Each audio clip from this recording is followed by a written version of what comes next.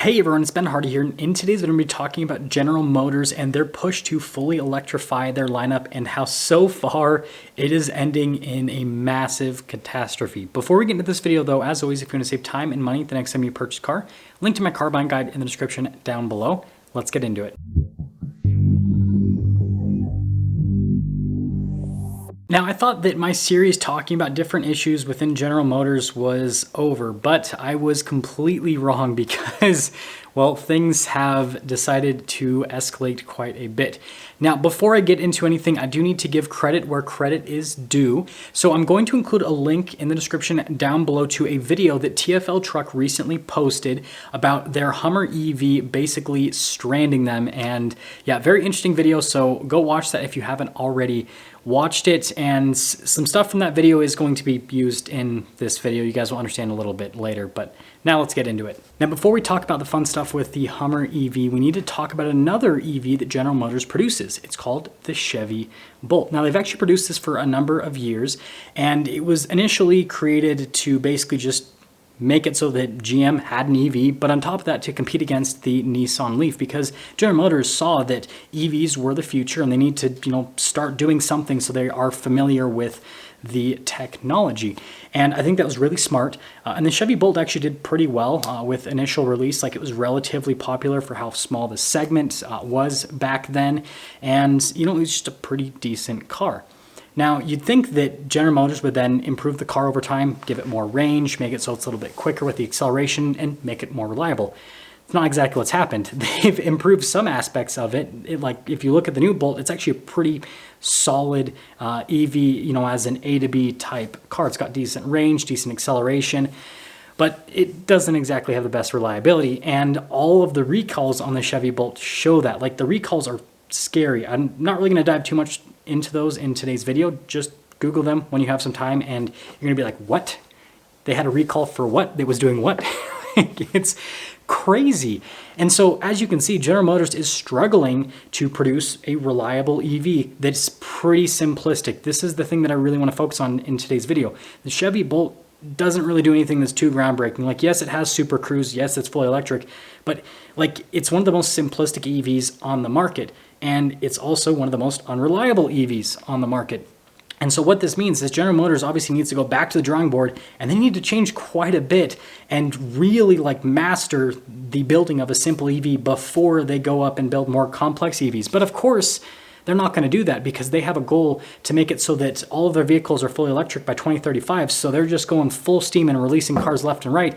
And that's where the Hummer EV comes into play. Now, I already mentioned earlier in this video that I'm going to include a link to TFL Truck's video in the description down below where their Hummer EV breaks down, because we're going to talk about that right now.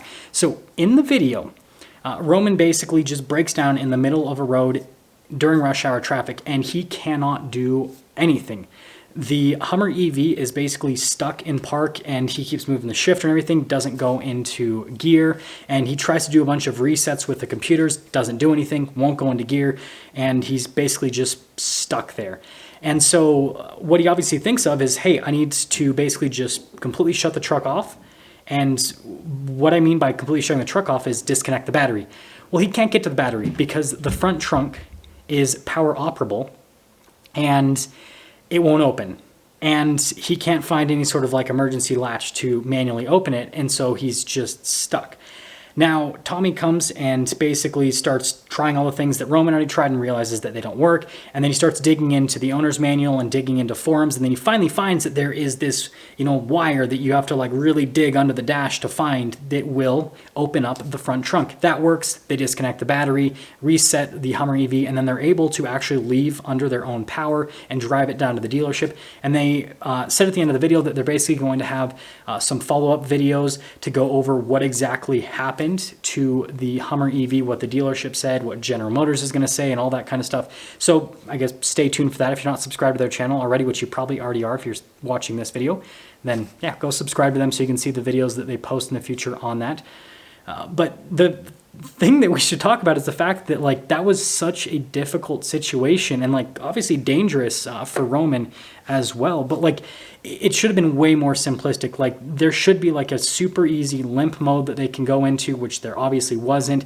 And it like the front trunk thing, like there should just be a big red latch under the dash that's like you can pull it, because there's other EVs that have something similar to that where if the front trunk isn't working under power, you got an emergency latch to pop it so that you can get to the battery, because not being able to easily access the battery, like that is not good whatsoever. Like that's a huge mistake. And so again, the point that I made earlier in this video talking about how General Motors is struggling to produce a simplistic, reliable EV, how the heck are they going to produce something as complex as the Hummer EV? This has crab walk and air suspension and all this crazy technology. Like it is one of the coolest vehicles ever produced from a technological standpoint. But it's also looking like it's one of the most unreliable.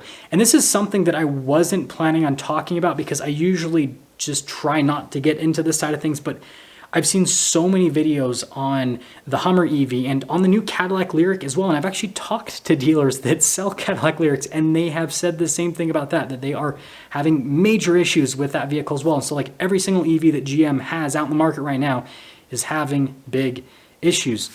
And so I feel like I have to talk about this. So out of the two Hummer EVs that I have reviewed, I did notice something that was kind of shocking me. So the first one that I reviewed was a really early build number, and build quality was absolutely atrocious. Like just being completely honest, like it, paint was normal General Motors, quality, and, fit and finish on a lot of things was okay.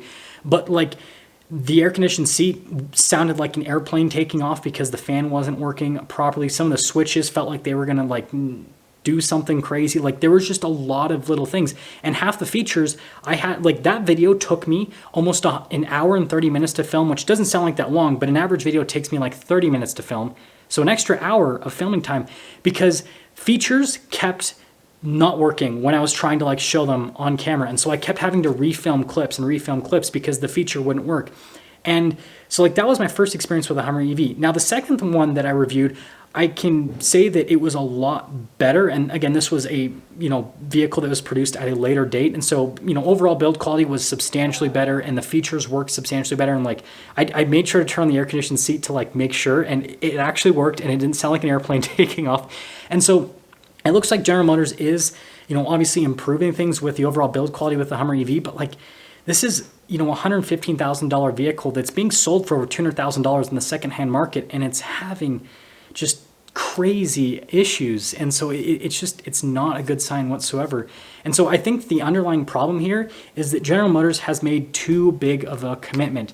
I understand that we have this push towards electrification because of government mandates and because of, everyone wanting to, make it so vehicles are more environmentally friendly. And we can talk about how environmentally friendly electric vehicles are. Like they are a step in the right direction in some ways, but definitely not in other ways, especially when it comes to long-term reliability and, getting rid of like the battery packs and all that kind of, like there's a lot that goes into it that I don't have time to talk about in today's video. But I think that General Motors has made a big mistake by making the commitment to go all electric by 2035. What they need to do is they need to just say that we have a commitment to go all electric.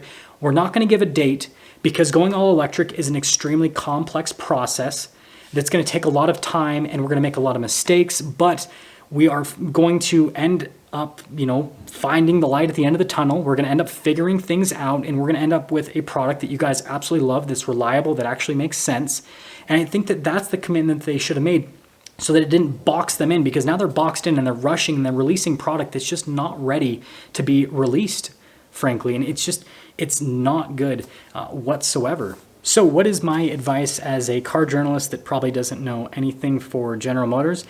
I think that they should do what Ford has done with their business, where they should split it up and make it so that part of their business is focused towards EVs and part of their business is focused towards internal combustion engine vehicles. Because guess what?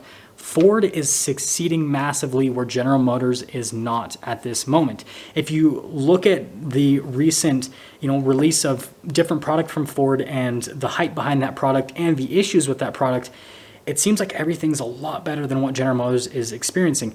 I mean, look at all the cool vehicles we've gotten on the internal combustion engine side of things with Ford. We got the new Bronco. We have a new Mustang coming out soon. We got the new Ford Raptor, Bronco Raptor. We have a Raptor coming out with a V8, like tons of really cool product that people are so excited for, that people are lining up and paying crazy price premiums for, right? Like that just shows the success. And yes, some of this product has been having some issues, but not nearly as much as what General Motors has been having. I mean, I have a Gen 3 Raptor and it's a very early build, and I have had 0 issues with the truck at this point. And so, yeah, just saying, like, I feel like the reliability is so much better. And then Ford has, again, their side of their business that's focusing on EVs. They recently released the F-150 Lightning. We've had the Ford Mustang Mach-E for a while. And not only are those vehicles selling in very high volume amounts, now the F-150 Lightning is still kind of building up, but the Mustang Mach-E's selling in decent amounts. Like I think it did like 27,000 cars last year, which is, again, for an all new EV, right? That's pretty dang solid. And on top of that, yeah, there have been issues with it, but it's been way more reliable than what General Motors has been releasing over the last year or so when it comes to EVs. And I think the reason why this is happening this way is because, again, Ford has people that are dedicated to EVs and Ford has people that are dedicated to the internal combustion engine cars. Whereas at General Motors, right, they're like, oh, 2035, got to get rid of all internal combustion engine cars. That's the goal. That's the focus. So we're just going to have everyone focused on EVs and we're going to forget about our internal combustion engine cars and we're going to kind of split things. And like, it seems like they're kind of all over the place in terms of what they're doing. And they're kind of like scrambling to release stuff because, again, they made this commitment that was just a little bit too big. And the thing that I guess is really heartbreaking about it is General Motors has some really good product right now, and they have some really cool product that they could release that would do really well. Think if General Motors released, you know, a Chevy Blazer that was actually a Chevy Blazer, right? And think if they released a new version of the Camaro, because the Camaro actually still sells in pretty decent numbers. And so if they did what Ford was doing and continue to focus on some internal combustion engine cars, especially the iconic ones, then it would just make them succeed so much more. It would make it so that their product would be more reliable because they'd have people that are actually focused. It seems like, again, the focus is just not quite there.